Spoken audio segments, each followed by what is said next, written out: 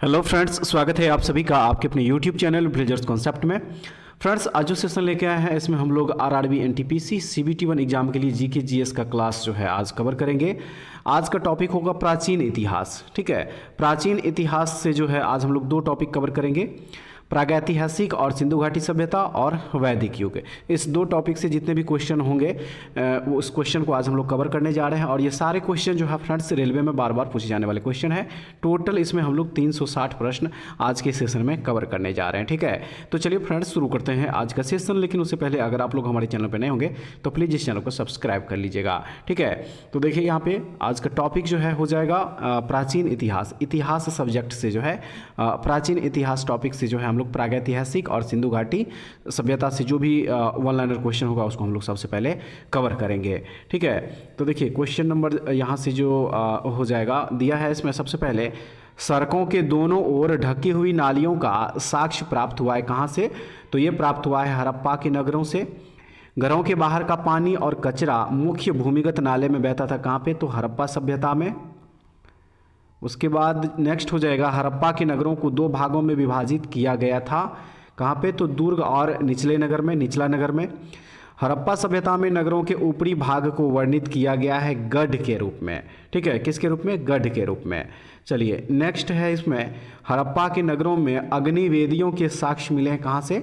तो कालीबंगा और लोथल में। द ग्रेट बाथ मोहनजोदारो को जलरोधी बनाया गया था बिटुमेन प्राकृतिक टार की मोटी परत से। ठीक है, नेक्स्ट है हड़प्पा सभ्यता का स्थल मोहनजोदड़ो स्थित है कहाँ पे? सिंधु नदी के तट पर स्थित है ये। विशाल स्नानागार एक सार्वजनिक जल टैंक था जो स्थित था कहाँ पे? तो ये मोहनजोदड़ो में स्थित था। नेक्स्ट है हड़प्पा एक सिंधु घाटी स्थल है जो स्थित है कहाँ पे? पाकिस्तान में। सिंधु नदी घाटी सभ्यता को माना जाता है कांस्य युगीन। सिंधु घाटी सभ्यता को जाना जाता है हड़प्पा सभ्यता के नाम से। हड़प्पा सभ्यता है रावी नदी के तट पर। मेहरगढ़ बोलन दर्रे के पास कच्चे मैदान में स्थित है बलूचिस्तान पाकिस्तान के। नेक्स्ट हो जाएगा पुरातात्विक स्थल चिरांद बिहार के किस जिले में स्थित है? बिहार के सारण जिले में स्थित है ये। पुरातात्विक स्थल हल्लूर स्थित है हावेरी कर्नाटक में। उसके बाद हो जाएगा पुरातात्विक स्थल महगरा स्थित है कहाँ पे? तो इलाहाबाद यूपी में। हड़प्पा नगरों के पूर्वी भाग को क्या कहा जाता है? तो इसे निचला नगर कहा जाता है।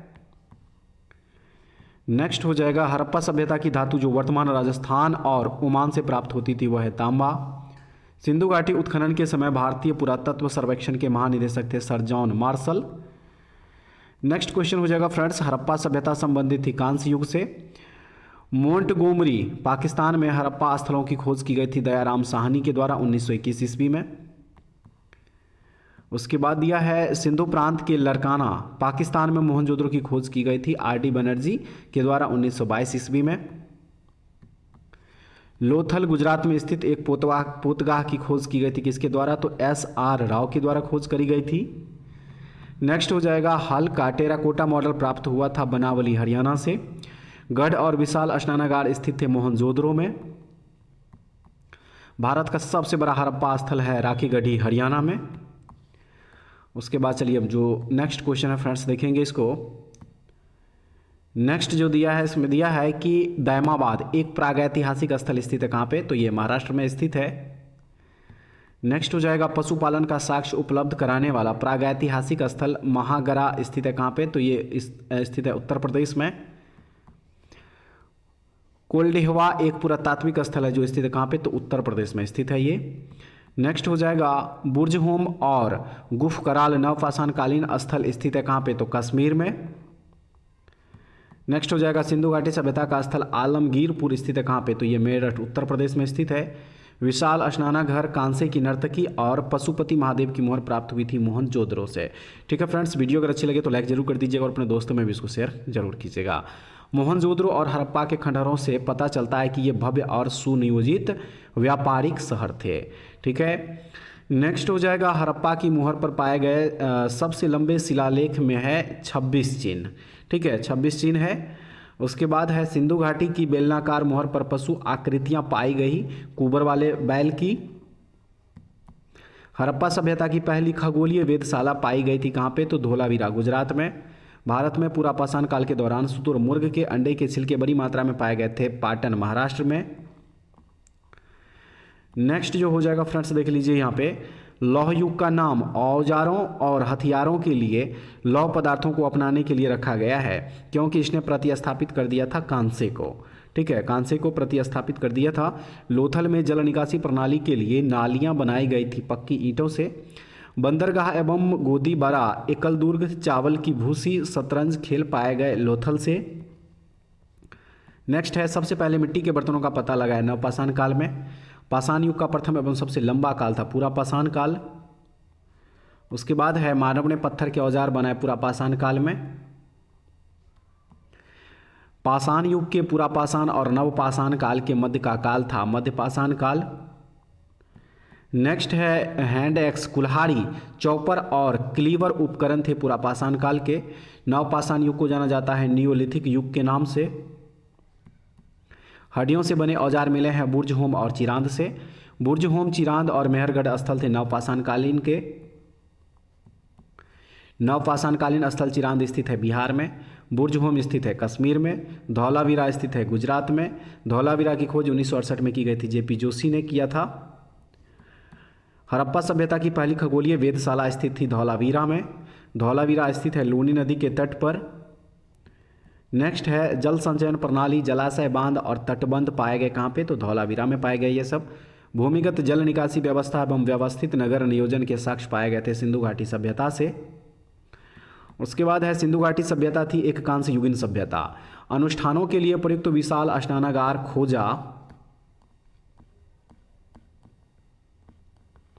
खोजा गया था कहाँ पे? तो ये खोजा गया था फ्रेंड्स मोहनजोदड़ो में। भारत में महापाषाण कब्रें बनाने की प्रथा शुरू हुई थी 3000 वर्ष पूर्व। नेक्स्ट हो जाएगा नीलास्कल, हनम सागर, जूना पानी, हीरे बेनाकल है महापाषाण स्थल के। उसके बाद दिया है, मेहरगढ़ स्थित है कहाँ? तो बलूचिस्तान में। मेहरगढ़ कहाँ स्थित है? तो बलूचिस्तान में स्थित है ये। 1974 में मेहरगढ़ की खोज की गई थी जीन फ्रांकोइस जारिगे के द्वारा। ठीक है फ्रेंड्स। नेक्स्ट दिया है, हुंसगी एक पुरापाषाणिक स्थल स्थित है यादगीर कर्नाटक में। उसके बाद हो जाएगा, मोहनजोदड़ो का संबंध है सिंधु घाटी सभ्यता से। मोहनजोदड़ो की खुदाई आर.डी. बनर्जी द्वारा की गई थी 1922 ईस्वी में। मेहरगढ़ में कपास संभवतः उगाई जाती थी 7000 वर्ष पूर्व। ठीक है, 7000 वर्ष पूर्व। उसके बाद नेक्स्ट हो जाएगा, हड़प्पा नगर विद्यमान था सिंधु घाटी सभ्यता में। कच्छ के रण में खादिर बेट द्वीप पर एक हड़प्पा नगर स्थित था धौलावीरा। और उसके बाद जो नेक्स्ट क्वेश्चन हो जाएगा फ्रेंड्स यहाँ पे देखिए, नेक्स्ट है, भीमबेटका एक पुरापाषाण कालीन स्थल स्थित है कहाँ पे? तो मध्य प्रदेश में स्थित है। हड़प्पा नगर जोगना खेरा स्थित है कुरुक्षेत्र हरियाणा में। भारत में शुतुरमुर्ग पाए जाते थे पुरापाषाण काल में। ठीक है, पुरापाषाण काल में। नेक्स्ट हो जाएगा, जेडाइट पत्थर पाया गया था द ओजली हैंडिंग के स्थलों में। केटक हुयुग सबसे प्रसिद्ध स्थलों में से एक था नवपाषाण काल में। नेक्स्ट हो जाएगा, हड़प्पा के नगरों में ऊंचे तथा छोटे पश्चिमी क्षेत्र को कहा जाता था गढ़। हड़प्पा के नगरों में हथियार और औजार बनाने के लिए उपयोग किया जाता था तांबे की धातु का। हड़प्पावासी वर्तमान समय के किस राज्य से सोना लाते थे? कर्नाटक से। वर्गाकार या आयताकार मकान के अवशेष मिले कहाँ से? तो मेहरगढ़ से मिले हैं। इंडिया शब्द इंडस से आया है, जिसे संस्कृत में कहा जाता है क्या? इसे सिंधु कहा जाता है संस्कृत में। मध्य पाषाण काल की अवधि क्या है? तो 12,000 से 10,000 वर्ष पूर्व। ठीक है, मध्य पाषाण काल की अवधि। चलिए फ्रेंड्स, नेक्स्ट क्वेश्चन देख लीजिए। भारत का सबसे बड़ा हड़प्पा कालीन स्थल राखीगढ़ी स्थित है कहाँ? तो ये स्थित है हरियाणा में। हड़प्पा वास्तुकला में भंडार गृह, विशाल स्नानागार, अग्निवेदियाँ आदि भाग थे किसके? तो दुर्ग के ये भाग थे।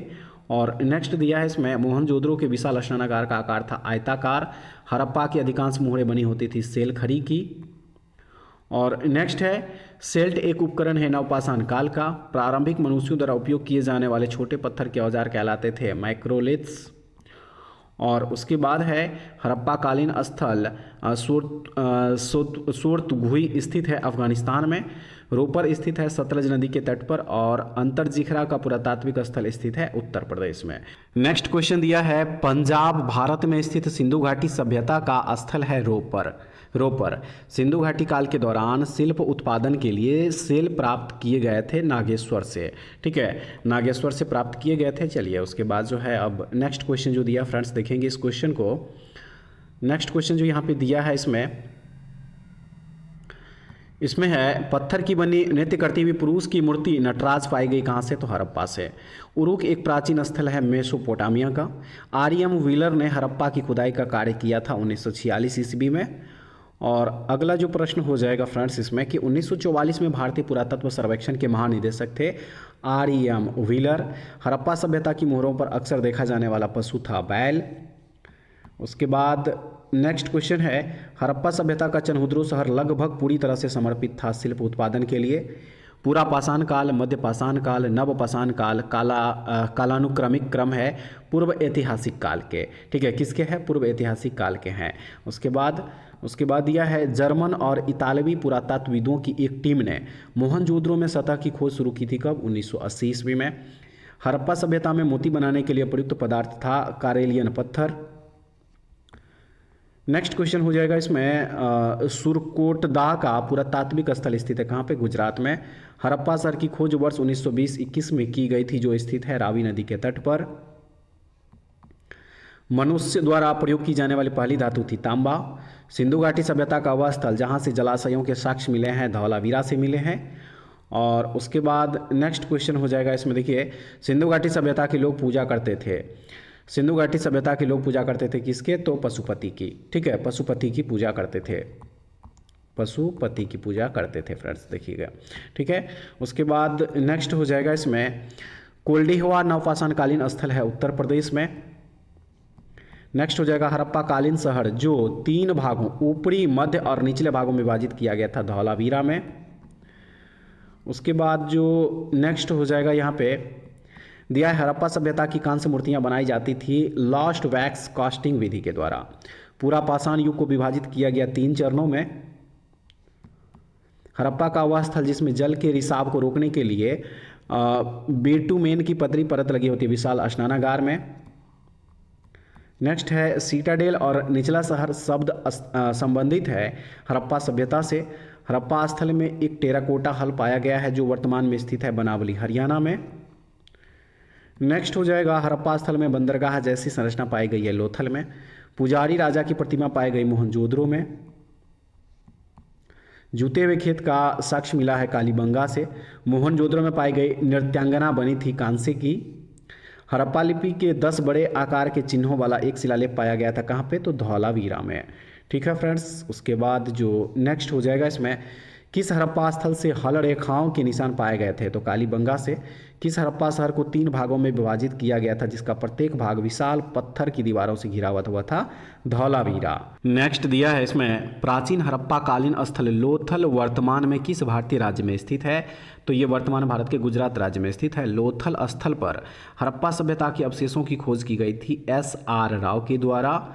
और चलिए अब जो नेक्स्ट है उसको देख लीजिए, भूतल पर खोदे गए गड्ढों वाले घर जिसमें नीचे जाने के लिए सीढ़ियां थी पाए गए थे कहाँ? बुर्जहोम कश्मीर में। नेक्स्ट हो जाएगा, खिरसारा बालाकोट लोथल बंदरगाह शहर थे सिंधु घाटी सभ्यता के।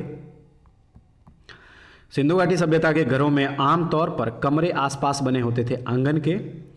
टाइग्रिस यूफ्रेटस घाटी के मेसोपोटामिया के लोग सिंधु घाटी सभ्यता को कहते थे मेलुहा। ठीक है, क्या कहते थे? मेलुहा कहते थे। उसके बाद है, भारतीय पुरातत्व के जनक है अलेक्जेंडर कनिंघम। अगला क्वेश्चन होगा, अलेक्जेंडर कनिंघम भारतीय पुरातत्व सर्वेक्षण ASI के महानिदेशक बने थे कब? 1861 ईस्वी में। हड़प्पा संस्कृति की अग्नि वेदियां पाई गई थी कालीबंगन और लोथल में। नेक्स्ट हो जाएगा, दैमाबाद नामक ताम्रपाषाणिक संस्कृति स्थल स्थित है महाराष्ट्र में। धौलावीरा, रंगपुर और अमरपुरा पुरातात्विक स्थल स्थित है कहाँ पे? तो गुजरात में स्थित है ये। नेक्स्ट क्वेश्चन है, हड़प्पा कालीन स्थल कालीबंगा घग्गर नदी के तट पर स्थित है जिसकी खोज 1951 में की गई थी। उसके बाद जो नेक्स्ट क्वेश्चन फ्रेंड्स यहाँ पे होगा, देखिए कह रहा है कि किस हड़प्पा स्थल से सीढ़ीदार स्थल के साथ एक बड़े खुले क्षेत्र का साक्ष्य प्राप्त हुआ है जिसे स्टेडियम के रूप में पहचाना जाता है? धौलावीरा हो जाएगा। नेक्स्ट है हरियाणा में स्थित एक पुरातात्विक स्थल बनावली की खुदाई की गई थी आर.एस. बिष्ट के द्वारा। मध्य प्रदेश में भीमबेटका एक पुरापाषाणिक स्थल है। कालीबंगा, बालाथल, कर्णपुरा, बरोड़ स्थल स्थित है राजस्थान में। लोथल एक प्रसिद्ध बंदरगाह शहर था सिंधु घाटी सभ्यता के दौरान। गुजरात में स्थित एक हड़प्पा स्थल सुरकोटदा की खोज 1964 में की गई थी जेपी जोशी के द्वारा। प्राचीन भारत में कुत्तों को पालतू बनाए जाने के साक्ष्य प्राप्त हुए बुर्ज होम कश्मीर से। उसके बाद है सिंधु घाटी सभ्यता का सबसे उत्तरी स्थल है मांडा। सिंधु घाटी सभ्यता से संबंधित गोलाधोरा स्थल स्थित है गुजरात में। होमो इरेक्टस की खोपड़ी प्रागैतिहासिक भारतीय स्थल में पाई गई थी हथनोरा में। चरक संहिता लिखी गई है महर्षि चरक के द्वारा। सिंधु घाटी सभ्यता का दूसरा नाम हड़प्पा स्थल। सिंधु सभ्यता का सबसे बड़ा भारतीय स्थल है राखीगढ़ी, हरियाणा, हिसार में है ये। नेक्स्ट है भीमबेटका की गुफाओं की खोज किसने की थी? तो डॉक्टर विष्णुधर वाकनकर ने। भारत में वो चट्टानी गुफा जहां सबसे अधिक चित्र पाए जाते हैं वह है भीमबेटका। नेक्स्ट हो जाएगा चल्कोलिथिक युग को किस नाम से जाना जाता है? किस नाम से जाना जाता है? तो फ्रेंड्स इसे जो है देख लीजिए ताम्र युग के नाम से जाना जाता है। ठीक है, किस नाम से? ताम्र युग के नाम से। मध्य पाषाण काल में पशुओं को पालतू बनाए जाने के प्रमाण मिलते हैं कहाँ से? बागोर, राजस्थान में। पशुपालन प्रारंभ किया गया था मध्य पाषाण युग के दौरान। अनर्ता परंपरा के समान चीनी मिट्टी की चीजें सबसे पहले किस जगह से मिली थी? सुरकोटदा से मिली थी। मध्य पाषाणकालीन स्थल पैसरा स्थित है बिहार में। लवलोइस तकनीक का तात्पर्य है लेबलोइस, प्रागैतिहासिक परत उपकरण बनाना। नेक्स्ट हो जाएगा हड़प्पा सभ्यता के किस शहर के गढ़ों और निचले इलाकों में कई बड़े कुंड और जलाशय पाए गए? धौलावीरा के। हड़प्पा सभ्यता स्थल मंडी स्थित है कहाँ पे? उत्तर प्रदेश में। हड़प्पा सभ्यता का सबसे उत्तरी स्थल मांडा स्थित है कहाँ? जम्मू कश्मीर में। हड़प्पा सभ्यता का सबसे पूर्वी स्थल कौन सा है? ये उत्तर प्रदेश हो जाएगा। नेक्स्ट है सिंधु घाटी सभ्यता का सबसे दक्षिणी स्थल है दैमाबाद, महाराष्ट्र। सिंधु घाटी सभ्यता की मोहर में जो वृक्ष की आकृति पाई गई वह थी पीपल वृक्ष। भारतीय महाद्वीप में कौन सी सभ्यता घोरों से अनजान थी? सिंधु घाटी। खाद्यान्न की खेती प्रारंभ हुई थी नवपाषाण युग में। मानव कब्रगाहों में कुत्तों का अंतिम संस्कार किया बुर्ज होम में। भारत में व्यवस्थित खेती का सबसे प्राचीन साक्ष्य कहाँ मिलता है? मेहरगढ़ से। कोपेनहेगन संग्रहालय की सामग्री पाषाण, कांस्य और लौह युग का त्रिकोणीय विभाजन किया गया था थॉम्सन के द्वारा। पहला मानव जीवाश्म भारत की किस नदी घाटी से प्राप्त हुआ है? नर्मदा घाटी से। भारत में सर्वप्रथम पूर्व पाषाणकालीन उपकरण रॉबर्ट ब्रूस फूट को कब मिला था? 1863 में। पूरा पाषाण युग में हड्डी से बनी मातृ देवी की मूर्ति कहाँ से प्राप्त हुई? बेलन घाटी, उत्तर प्रदेश से। सराय नाहर राय और महदाहा संबंधित है गंगा घाटी की मध्य पाषाणकालीन संस्कृति से। एक ही कब्र से 3 मानव कंकाल प्राप्त हुए हैं दमदमा से। नेक्स्ट क्वेश्चन हो जाएगा भारतीय उपमहाद्वीप में भैंस पालन का सबसे प्राचीन साक्ष्य मिलता है मेहरगढ़ से। गंगा घाटी में धान की खेती का सबसे प्राचीनतम साक्ष्य मिला है लाहुरा देव से। और उसके बाद दिया है इनाम गांव पुरातात्विक स्थल स्थित है महाराष्ट्र में। नवदा टोली मध्य प्रदेश का उत्खनन किसने किया था? तो एच.डी. सांकलिया ने। प्रारंभिक हड़प्पा स्थल जो किलेबंदी का साक्ष्य प्रदान करता है वह है कालीबंगन से। नेक्स्ट है हड़प्पा संस्कृति की जानकारी का प्रमुख स्रोत है पुरातात्विक खुदाई। भौतिक साक्ष्यों के आधार पर हड़प्पा के लोगों की राज्य व्यवस्था थी धर्मतंत्रीय एकात्मक। हड़प्पा के संदर्भ में हाथी दांत का पैमाना कहाँ से मिला है? तो लोथल से मिला है। पुरातात्विक स्थल संघोल स्थित है कहाँ पे? तो पंजाब में स्थित है ये। ठीक है, पंजाब में स्थित है। और उसके बाद जो है चलिए फ्रेंड्स अब नेक्स्ट जो है अब यहाँ से जो है देखिए वैदिक युग टॉपिक से जो है हम लोग अब इस क्वेश्चन को यहाँ से कवर करेंगे। तो सबसे पहला क्वेश्चन जो यहाँ पे हो जाएगा देखिए कह रहा है सप्त सिंधु का एक भाग अश्किनी नदी का प्राचीन नाम है चिनाब नदी। वेद जो भारत के प्रारंभिक वैदिक लोगों के जीवन को दर्शाता हुआ है ऋग्वेद। ऋग्वेद 1028 सूक्तों का एक संग्रह है जो विभाजित है 10 मंडलों में। काला, कृष्ण और सफेद शुक्ल 2 श्रेणियां थी यजुर्वेद की। उत्तर वैदिक काल में हल के देवता थे इंद्र। मनु स्मृति लिखी गई है संस्कृत भाषा में। सबसे प्राचीन वेद है ऋग्वेद। 4 वेदों में सबसे छोटा वेद है सामवेद। ऋग्वेद की ऋचाओं को कहा जाता है सूक्त। नदी जिसका उल्लेख ऋग्वेद में केवल एक बार किया गया वह है गंगा नदी। उसके बाद हो जाएगा किसी लड़के का आध्यात्मिक छात्र ब्रह्मचारी जीवन में प्रवेश कराने वाले संस्कार को क्या कहा जाता है? उपनयन संस्कार कहा जाता है इसे। और नेक्स्ट हो जाएगा जो वेद कर्मकांडों से संबंधित है उसे क्या कहा जाता है? उसे यजुर्वेद कहा जाता है।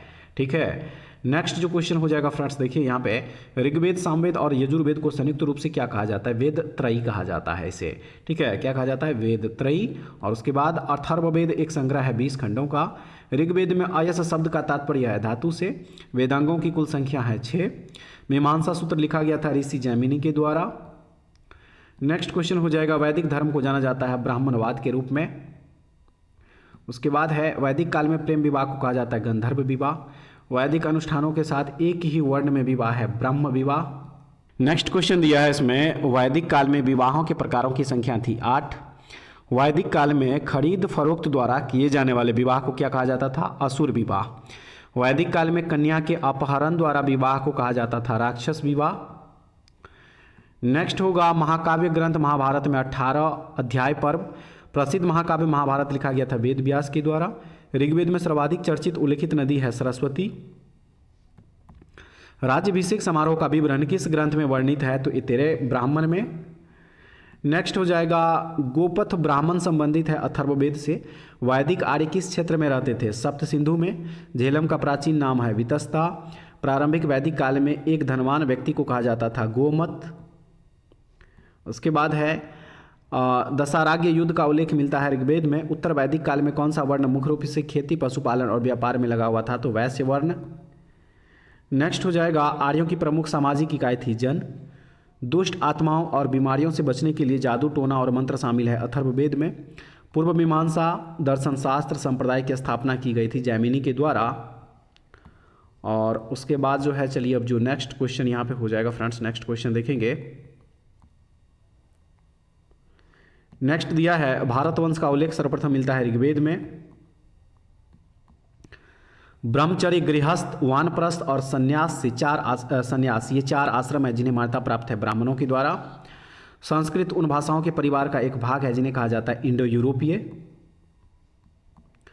व्यास नदी का प्राचीन नाम है विपाशा। भारतीय साहित्य में वेद हैं 4। सबसे प्राचीन वेद जिसमें 10 मंडल है ऋग्वेद है। आर्य ग्रंथों की भाषा थी संस्कृत। हस्तिनापुर का लौह उपकरण स्थल पाया गया था उत्तर प्रदेश में। ऋग्वैदिक अथवा प्रारंभिक वैदिक काल के अनुसार नदी देवी थी सिंधु। ऋग्वेद की एक ऋचा जिसमें ऋषि विश्वामित्र और किन नदियों के बीच संवाद प्रस्तुत करता है व्यास और सतलुज। अत्रि, भारद्वाज, गौतम, कश्यप, भृगु, वशिष्ठ और विश्वामित्र हैं 7 गोत्र। लोगों की रक्षा करना और न्याय दिलाना जिम्मेदारी है क्षत्रिय की। ब्राह्मण, क्षत्रिय, वैश्य और शूद्र थे 4 वर्ण। संगीत से संबंधित वेद है सामवेद। जलमग्न पृथ्वी को बचाने के लिए भगवान विष्णु ने अवतार लिया था वराह का। नेक्स्ट है हिंदू भगवान विष्णु के 10 अवतारों में से तीसरा अवतार था वराह का। रामायण के अनुसार रत्नाकर का दूसरा नाम था वाल्मीकि। वैदिक ऋचाओं का संग्रह कहा जाता है संगीता को। पुरुष सूक्त एक ऋचा है ऋग्वेद की। शिक्षा, कल्प, व्याकरण, निरुक्त, छंद और ज्योतिष हैं वेदांग। नेक्स्ट है फ्रेंड्स उपनिषद में उप शब्द का अर्थ है निकटता। सबसे प्राचीन उपनिषद है बृहदारण्यक। इतरे उपनिषद किस वेद के इतरे आरण्यक के अंतर्गत दूसरी आरण्यक के 4थे, 5वें और 6ठे अध्याय से संबंधित है? तो ये ऋग्वेद के हैं। नेक्स्ट हो जाएगा उपनिषद, ब्राह्मण और आरण्यक भाग हैं वैदिक साहित्य के। ऋग्वेद में 10 अध्याय हैं जिन्हें मंडल कहा जाता है, जिनमें शामिल है 1028 सूक्त। हिंदू धर्म में भगवान ब्रह्मा को माना जाता है सृष्टिकर्ता। प्रारंभिक हिंदू दर्शन द्वारा निर्धारित जीवन के चरणों की संख्या है 4। ऋग्वेद की ऋचाओं को कहा जाता है सूक्त। ब्रह्मांड के पालनकर्ता एवं संरक्षक माने जाने वाले भगवान है भगवान विष्णु। उसके बाद संगीत की पुस्तक, मंत्रों का वेद या यहाँ तक कि संगीत का योग भी कहा जाता है सामवेद को। यज्ञ मंत्रों के वेद को कहा जाता है यजुर्वेद। यजुर्वेद को 2 भागों में वर्गीकृत किया गया है कृष्ण और शुक्ल में। उसके बाद है वैदिक देवता बृहस्पति आते हैं पृथ्वी विष्ठान की श्रेणी में। सबसे बड़ा प्राचीन भारतीय महाकाव्य है महाभारत। उसके बाद यह है वैदिक ग्रंथों के अनुसार संग्रहित्रियों का क्या कार्य था, उसका क्या कार्य था, तो सही है इसका देखिए यहाँ पे कोषाध्यक्ष या खजांची हो जाएगा। ठीक है, कोषाध्यक्ष खजांची। वेंकटेश्वर जिन्हें वेंकट चलपति श्रीनिवास और बालाजी के नाम से भी जाना जाता है, हिंदू देवता का एक रूप है विष्णु का।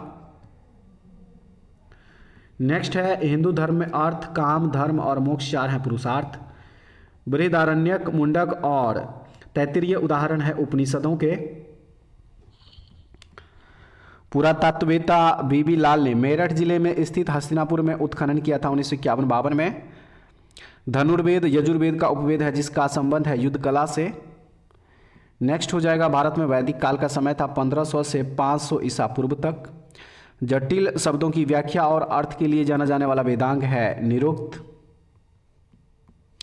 चिकित्सा पद्धति का वर्णन किया गया अथर्ववेद में। भारत के राष्ट्रीय प्रतीक में देवनागरी लिपि में अंकित सत्यमेव जयते लिखा गया है मुंडक उपनिषद से।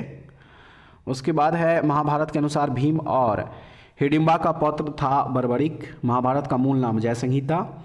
नचिकेता नाम के एक युवा लड़के और यम देवता के भी संवाद का उल्लेख किया गया है कठोपनिषद में।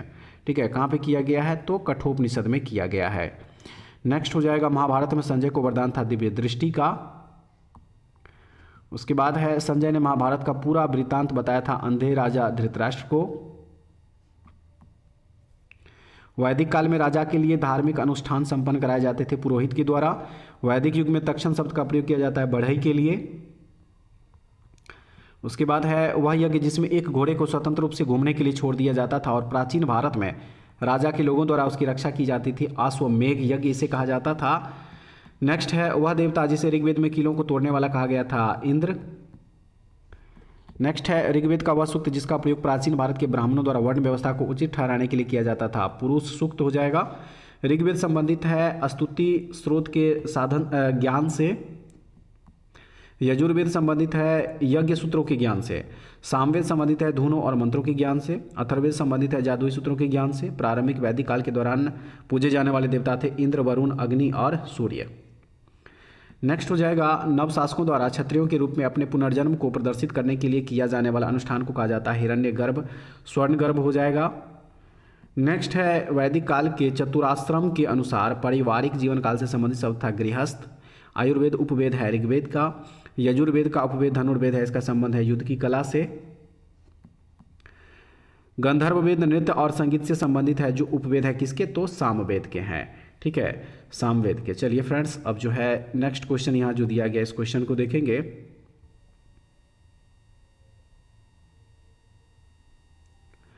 नेक्स्ट क्वेश्चन यहाँ से है शिल्पवेद वास्तुकला से संबंधित है जो उपवेद है अथर्ववेद का। हिंदू दर्शन के सांख्य विद्यालय के संस्थापक थे वैदिक ऋषि कपिल। ऋग्वेद को विभाजित किया गया है 10 मंडलों या पुस्तकों में।